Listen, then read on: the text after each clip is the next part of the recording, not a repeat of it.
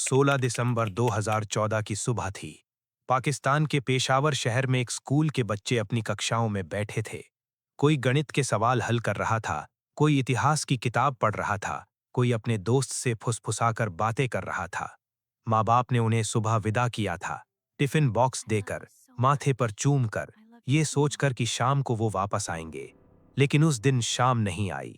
उस दिन army public school के गेट से 7 हथियारबंद आतंकवादी अंदर घुसे और उन्होंने जो किया वो इंसानियत के इतिहास का एक ऐसा काला अध्याय बन गया जिसे पढ़कर आज भी रूह कांप जाती है। 132 बच्चे, एक ही दिन में, एक ही स्कूल में। आज हम आपको उस दिन की पूरी कहानी सुनाएंगे, वो सच जो शायद आपने कभी इस गहराई से नहीं सुना। पेशावर, पाकिस्तान की खैबर पख्तूनख्वा प्रांत की राजधानी, अफगानिस्तान की सीमा से महज कुछ किलोमीटर दूर।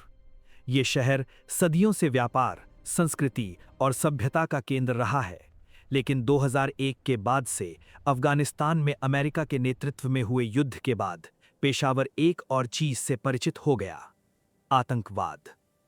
जब अमेरिकी फौज ने अफगानिस्तान में तालिबान को खदेड़ा, तो हजारों आतंकी पाकिस्तान की तरफ भाग आए।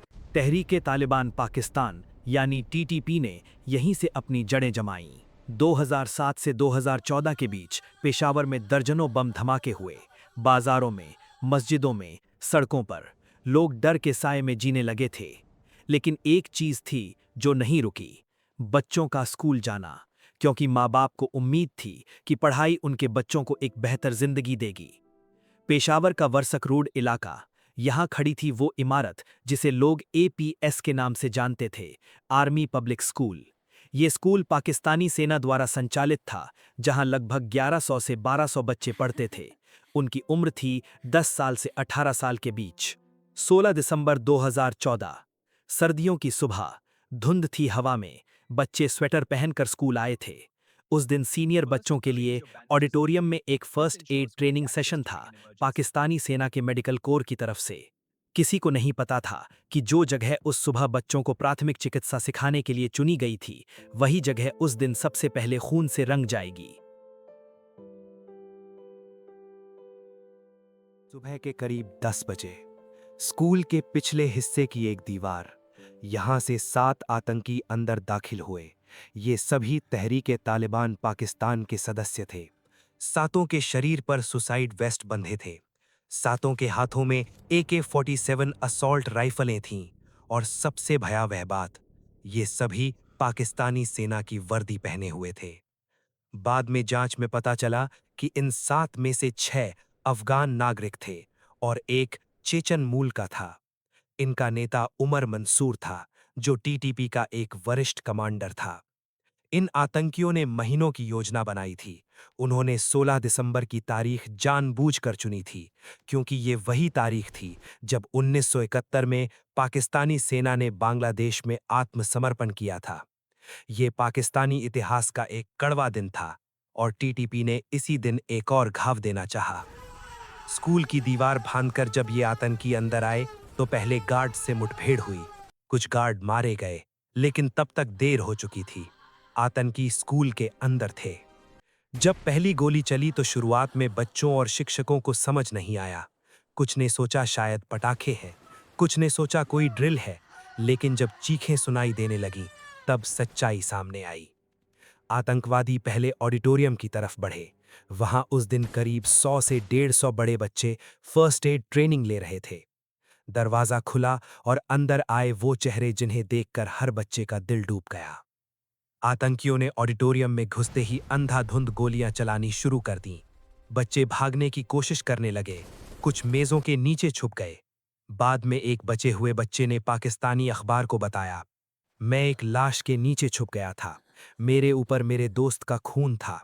मैंने सांस रोक ली थी। मैं मरा हुआ दिखने की कोशिश कर रहा था। ये सुनकर रूह कांप जाती है। ऑडिटोरियम के बाद आतंकी अलग अलग कक्षाओं की तरफ फैल गए। कुछ शिक्षकों ने कमरे के दरवाजे बंद कर लिए, कुछ ने खुद आगे आकर बच्चों की ढाल बनने की कोशिश की। ताहिरा काजी, एपीएस की प्रिंसिपल, 60 साल की उम्र, अपने जीवन के 3 दशक शिक्षा को देने वाली एक महिला। जब उन्हें पता चला कि आतंकी अंदर आ गए हैं, तो उन्होंने भागने की कोशिश नहीं की। वो बाहर निकली, गवाहों के अनुसार उन्होंने आतंकियों को रोकने और बच्चों को बचाने की कोशिश की। आतंकियों ने उन्हें गोली मार दी। ताहिरा काजी उस दिन शहीद हो गईं। बाद में पाकिस्तान सरकार ने उन्हें सितारा शुजात यानी वीरता का सितारा से नवाजा। उनके अलावा कई और शिक्षकों ने भी उस दिन अपनी जान देकर बच्चों को बचाया। एक टीचर ने बच्चों को बाथरूम में छुपाया और दरवाजे के सामने खड़े हो गए। एक और टीचर ने खिड़की से बच्चों को एक-एक करके नीचे उतारा। ये वो नाम है जो इतिहास में कम आते हैं, लेकिन जो उस दिन के असली नायक थे। हमला सुबह करीब 10:30 बजे शुरू हुआ। पाकिस्तानी सेना की special services group SSG commandos जल्द ही पहुंच गई। पेशावर में 11 कोर मुख्यालय पास में ही था। कमांडोज ने स्कूल को घेर लिया, लेकिन अंदर की स्थिति बेहद जटिल थी। आतंकी और बच्चे एक ही इमारत में थे। सेना ने सावधानी से एक-एक इमारत को क्लियर करना शुरू किया। इस दौरान जो बच्चे अंदर थे, उनके माँ बाप बाहर तड़प रहे थे। अपने बच्चों की कोई खबर नहीं, बस गोलियों की आवाजें। शाम के करीब 6:30 बजे, 8 घंटे बाद, सेना ने पूरे स्कूल को क्लियर कर दिया। तब सामने आई वो संख्या जिसने पूरी दुनिया को हिला दिया। 132 बच्चे, 9 स्टाफ सदस्य, कुल 141 लोग मारे गए और 8 आतंकी, जिनमें से 6 को सेना ने मार गिराया, एक ने खुद को उड़ा लिया। एक मां ने बाद में कहा, मैंने उसे सुबह दूध पिलाकर भेजा था। मुझे नहीं पता था कि वो आखिरी बार होगा। जो बच्चे उस दिन जीवित निकले, उनकी कहानियां उतनी ही दर्दनाक हैं। एक 14 साल के बच्चे ने बताया कि वो मरे हुए बच्चों के बीच में घंटों लेटा रहा। उसके शरीर पर सहपाठियों का खून था। जब सेना के जवान आए और उसका नाम पुकारा, तब उसे यकीन हुआ कि वो सुरक्षित है। एक लड़की जो उस दिन स्कूल से जल्दी घर चली गई थी क्योंकि उसकी तबीयत खराब थी, वो बच गई, लेकिन उसके सारे दोस्त नहीं बचे। उसने कहा, मुझे लगता है मुझे भी जाना चाहिए था। कम से कम उन्हें अकेला नहीं छोड़ती। ये सर्वाइवर्स गिल्ट है, जो बचे हुए लोगों को ताउम्र सताता है। जो बच्चे बचे, उनमें से कई पोस्ट ट्रॉमेटिक स्ट्रेस डिसऑर्डर के शिकार हो गए। रात को नींद नहीं आती थी, बंद कमरे में दम घुटता था। किताबें उठाने पर उस दिन की यादें आ जाती थीं। पाकिस्तान में उस समय मानसिक स्वास्थ्य सेवाएं बहुत सीमित थीं। इन बच्चों के लिए पर्याप्त काउंसलिंग की व्यवस्था नहीं थी। अब सबसे बड़ा सवाल, क्यों? क्यों एक स्कूल? क्यों बच्चे? टीटीपी ने इस हमले की जिम्मेदारी ली। उनके प्रवक्ता ने कहा कि यह हमला पाकिस्तानी सेना के ऑपरेशन ज़र्बे अज़ब का बदला था। जून 2014 में पाकिस्तानी सेना ने उत्तरी वजीरिस्तान में ये बड़ा सैन्य अभियान शुरू किया था, जिसमें टीटीपी के कई ठिकाने तबाह हुए और कई कमांडर मारे गए।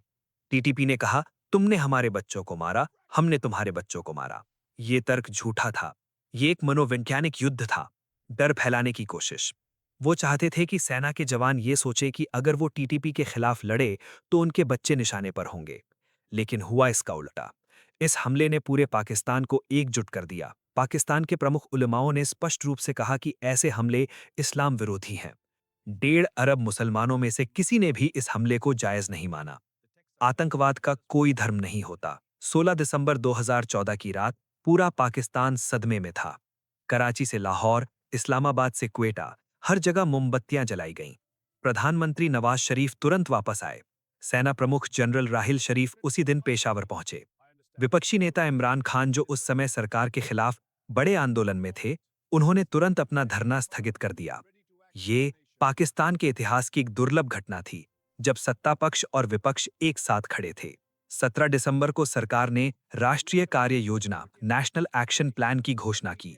इसमें आतंकवाद के खिलाफ 20 बिंदुओं पर काम करने का वादा था। साथ ही मृत्युदंड पर लगी रोक हटा दी गई।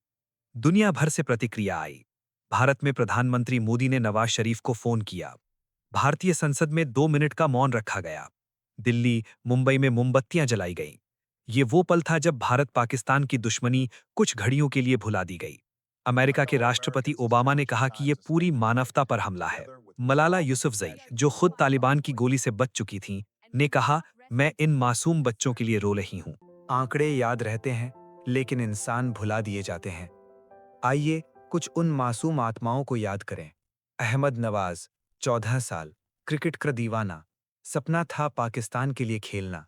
उसके कमरे में क्रिकेटरों की तस्वीरें आज भी लगी हैं।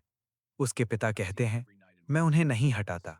लगता है वो कहीं गया है, वापस आएगा। शाहनवाज खान, 16 साल, बेहद होशियार बच्चा। सपना था डॉक्टर बनने का। उस दिन मेडिकल की किताबें पढ़ रहा था जब गोलियां चलीं। मुस्तफ़ा, 12 साल, सबसे छोटे बच्चों में से एक जो उस दिन शहीद हुए। उसकी माँ ने बताया कि उस सुबह वो पाठ्य पुस्तक न मिलने पर रोते हुए गया था। माँ ने डांटा था, वो आखिरी मुलाकात थी। ये पछतावा कि आखिरी बात डांट थी, ताउम्र उनके साथ रहेगा। ये बस कुछ नाम है, 132 नामों में से कुछ। हर नाम के पीछे एक पूरी दुनिया थी। हर नाम के पीछे एक माँ थी, एक पिता था, एक सपना था। पेशावर हमले के बाद पाकिस्तान में फौजी अदालतें गठित की गईं, जिन्होंने आतंकी मामलों में तेजी से फैसले दिए। टीटीपी का प्रमुख मुल्ला फजलुल्लाह, जिसने इस हमले का आदेश दिया था, अफगानिस्तान में छुपा रहा। लेकिन जुलाई 2018 में अमेरिकी ड्रोन हमले में वो मारा गया। हमले का मुख्य नेता उमर मंसूर भी बाद में एक सैन्य कार्रवाई में मारा गया। लेकिन एपीएस के कुछ परिवारों ने आरोप लगाया कि उनसे किए गए मुआवजे के वादे पूरे नहीं हुए। जिन परिवारों ने सबसे बड़ी कुर्बानी दी थी, उनके साथ नौकरशाही का रवैया कभी-कभी बेहद ठंडा रहा। ये एक दुखद सच्चाई थी। पेशावर हमले को समझने के लिए थोड़ा पीछे जाना जरूरी है। 1979 में जब सोवियत संघ ने अफगानिस्तान पर हमला किया, तो अमेरिका और पाकिस्तान ने मिलकर मुजाहिदीन को हथियार और पैसा दिया। पाकिस्तान की आईएसआई इस पूरे ऑपरेशन का केंद्र बनी। 1989 में सोवियत फौजें चली गईं, अमेरिका ने भी हाथ पीछे खींच लिए। लेकिन वो हथियार बंद लड़ाके वो कहीं नहीं गए। 2001 में 9/11 के बाद अमेरिका ने अफगानिस्तान पर हमला किया। तालिबान बिखरे और पाकिस्तान के कबायली इलाकों में आ गए। इन्हीं इलाकों से 2007 में टीटीपी का जन्म हुआ। पाकिस्तान के कुछ विश्लेषकों ने खुलकर कहा, ये वो फसल है जो हमने खुद बोई थी। 1980s के दशक में जो बीज बोए गए थे, वो 2014 में 132 बच्चों की मौत के रूप में सामने आए। ये एक कड़वा दर्दनाक सच है। पेशावर नरसंहार ने हमें कुछ जरूरी सबक दिए। पहला, आतंकवाद का कोई धर्म नहीं होता। जो लोग बच्चों को मारते हैं, वो किसी भी मजहब के नुमाइंदे नहीं हो सकते। दूसरा, शिक्षा एक क्रांतिकारी काम है। अगर आतंकवादी एक स्कूल को निशाना बनाते हैं, तो इसका मतलब है कि उन्हें ज्ञान से डर लगता है। तीसरा, चुप्पी एक अपराध है। अगर हम आतंकवाद को, नफरत को, कट्टरवाद को नजरअंदाज करते रहे, तो वो पनपता रहेगा। और आखिरी, याद रखना ही सबसे बड़ी श्रद्धांजलि है।